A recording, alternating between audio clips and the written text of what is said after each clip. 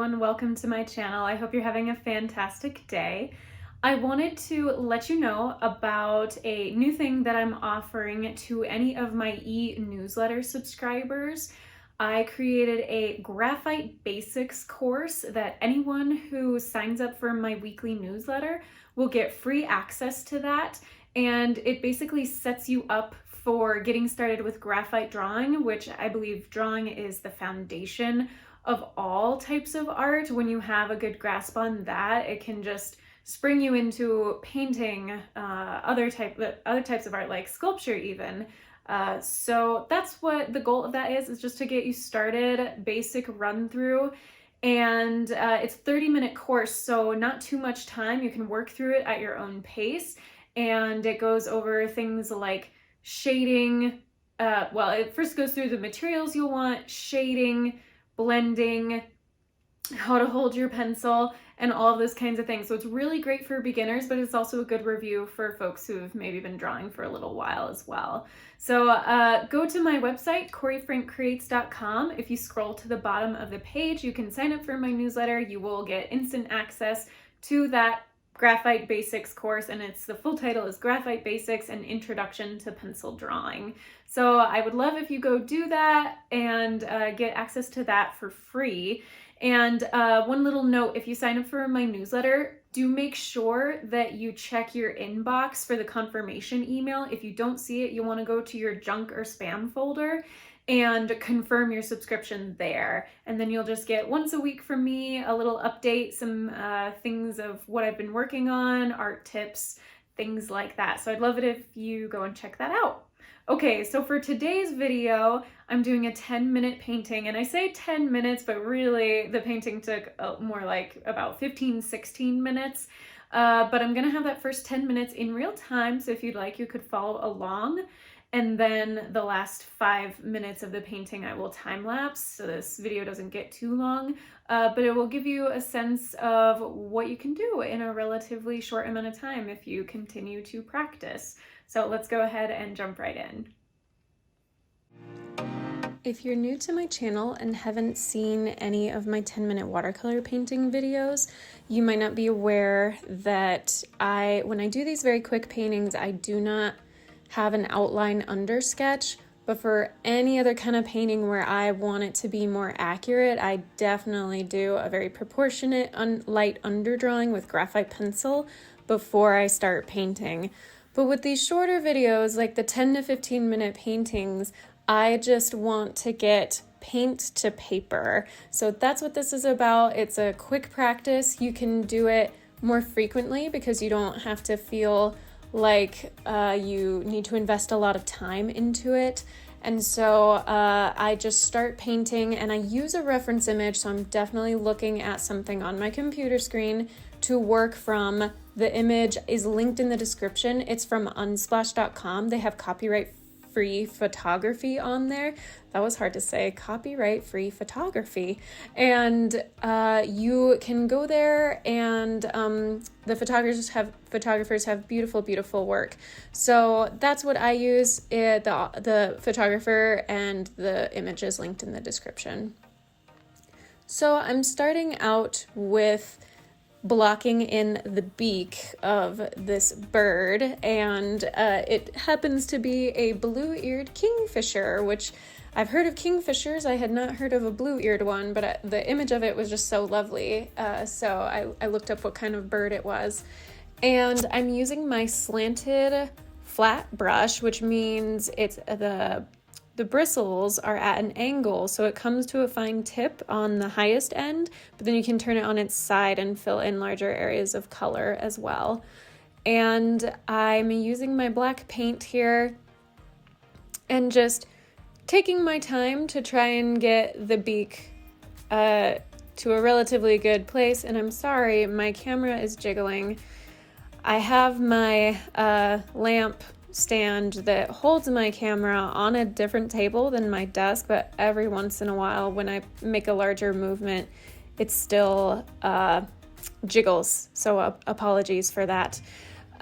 So I'm going in now with a little bit of alizarin crimson. The tip of the beak had a little bit of a red hue, And if you lay in paint a little too dark, you can always rinse your brush, dab it on a towel, and then rub your bristles over the paint you laid down to try and lighten it up and lift some of the paint while it's still wet.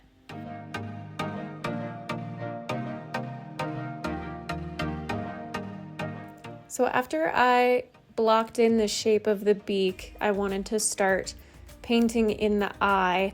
And an important thing to remember with watercolor is to make sure that you keep the white highlights of the paper in there and don't paint over them, because it's very hard to get back to the white of your paper. So you want to try and paint around and maintain those as best you can. It can be a little hard if you don't have an underdrawing or if you're working kind of quickly.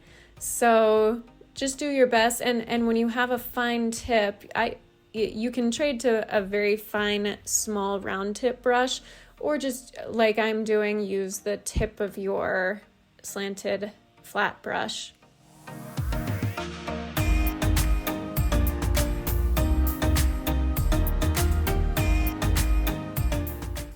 Several times my paint, I had pretty thick amount of paint on there. It got a little too dry, so instead of flowing nicely, it kind of created too much of the white paper showing through, making it look kind of stippled. So I didn't want that. So you may have to go back, re-wet your brush, and go over those parts that didn't paint onto the page smoothly.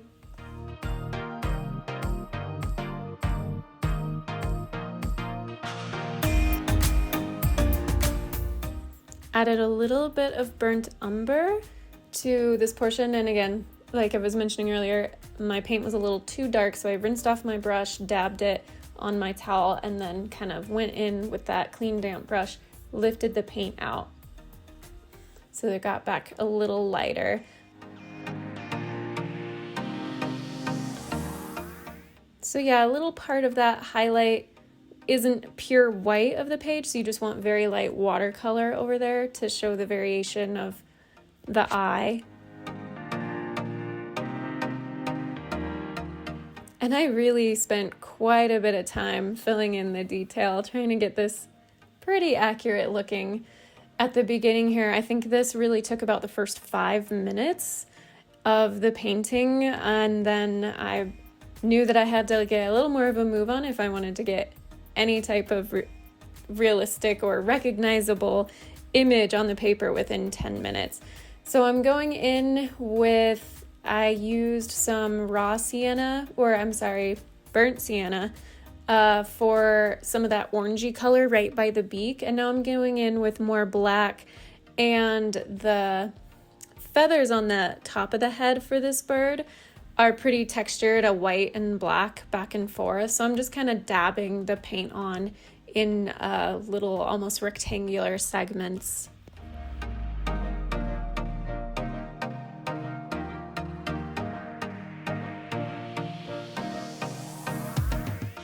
One thing you'll probably notice by the end of this painting is, yes, the proportions are a little off because I didn't have the an underdrawing down the beak. Honestly, compared to the size of the head and the body of the bird, should have been much longer. But so this just shows the importance, if you're going to do a painting that you want to be very accurate and look finished and have realistic proportions, doing the underdrawing first is the way to go, because you can easily erase and fix it before you even lay paint down, before you even put your watercolor over the top. That way you wouldn't have to worry about, like with something like this, going back and trying to extend the beak and making it look like it was actually added on. So that's just a good learning point for if you want realistic proportions in your paintings, do an underdrawing to begin with.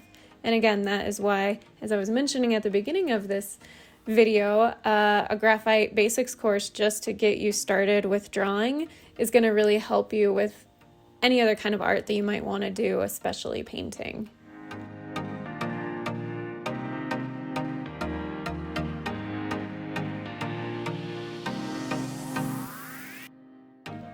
Dabbing in the paint and then kind of feathering it with the tip of the brush to give it a feathery texture. And again, you're not going to be able to get every line of feathers and texture here. So just blocking in some of the paint, especially here where I really water it down, and because it gets very light, it's a very light cream color on the belly of this bird. So I just started with a fairly thick, dark amount of paint and then really lighten it up with the water and smoothing it down. You can notice I turned to the side instead of the brush, instead of using the very tip, so I could cover a larger area at one time. And hopefully by this point it is starting to look a little more recognizable as some type of bird.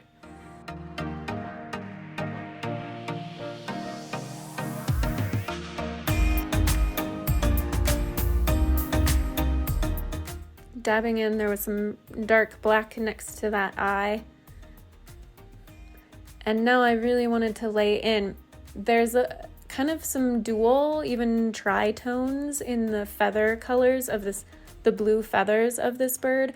So I go in first with the manganese blue, which is a lighter kind of sky blue, a little more luminescent looking. And then I will later go over the top with the ultramarine blue, which is that really dark blue. And that almost gives a bit of a neon effect, which if you look at the original image of the bird is definitely happening. You see almost a neon kind of highlights throughout the feathers of the bird.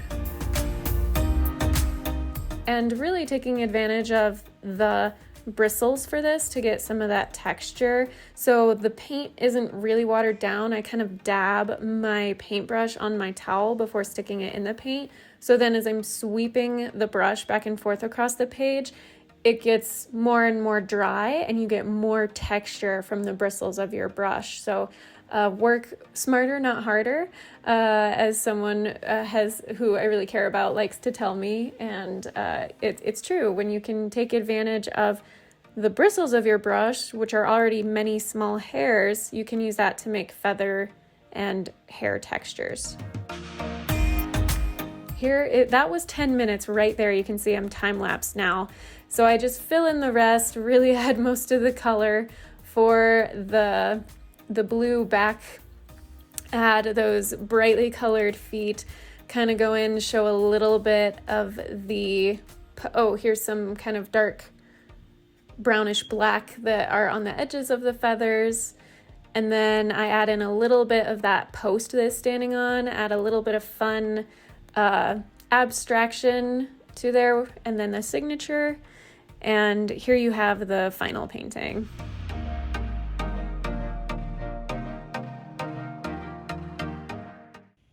Thank you so much for watching. I hope you enjoyed that video. If you did, please give it a thumbs up. Go ahead and subscribe to my channel and go to my website and sign up for my e-newsletter. I would greatly appreciate it.